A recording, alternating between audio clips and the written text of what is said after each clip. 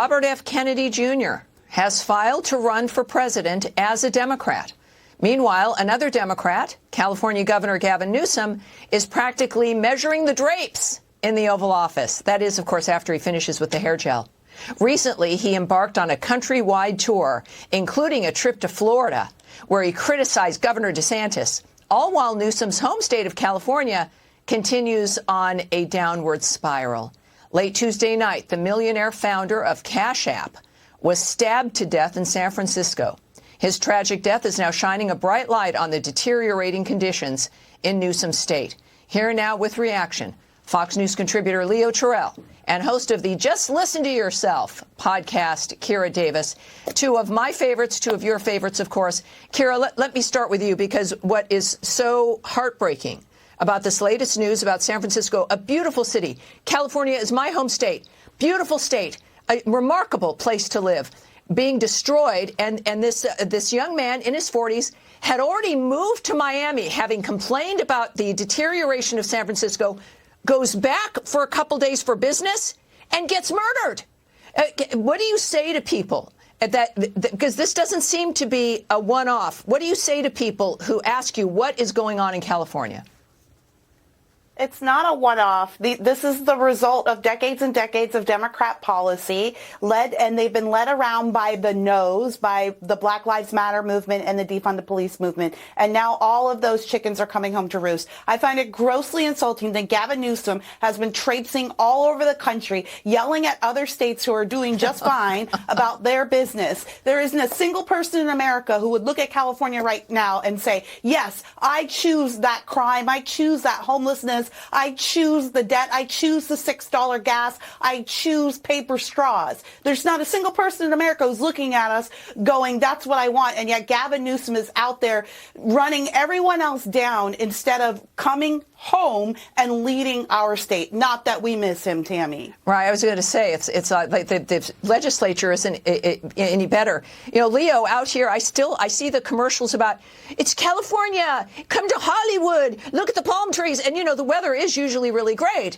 And, you know, I miss California, but it's shameful and it's heartbreaking.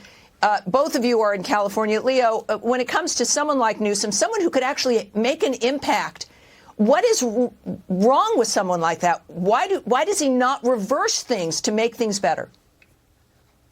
He has no intention, Tammy. He's checked out mentally. You asked the question about the presidency. That's all he's obsessed with. He has destroyed California, Tammy, faster than Joe Biden has destroyed America. And for him to try to compare California with Florida, Kira has mentioned all those items. This state is horrific. And I'll tell you right now, Tammy, in order to avoid another Kamala Harris, the national media needs to vet this guy. This guy is a disaster.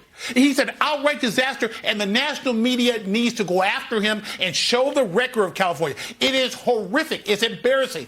We have lost population. One other point, Tammy, a year and a half ago, we had a $100 billion surplus. We have a $26 billion deficit. Why? Because Gavin Newsom does not care about California. He cares about his hair, and he cares about his ambition to be in the White House.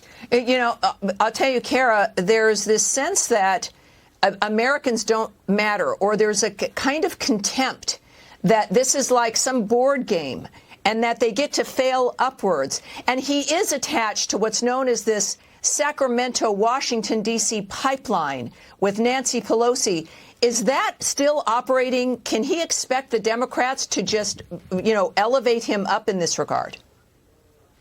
It's still operating. Now, I'm not quite sure without Nancy sitting in the speaker position, I'm not sure how that affects his welcome in the Democrat Party. He's definitely going outside the lines right now. You know, he's campaigning, and Biden still, by all accounts, has every intention to run. So what he's doing is a bit gauche, to say the least. But, I mean, look at the guy. We've been making fun of his hair all night. He is gauche. He is the definition of that. And you're speaking the French, Kira. You're speaking the French.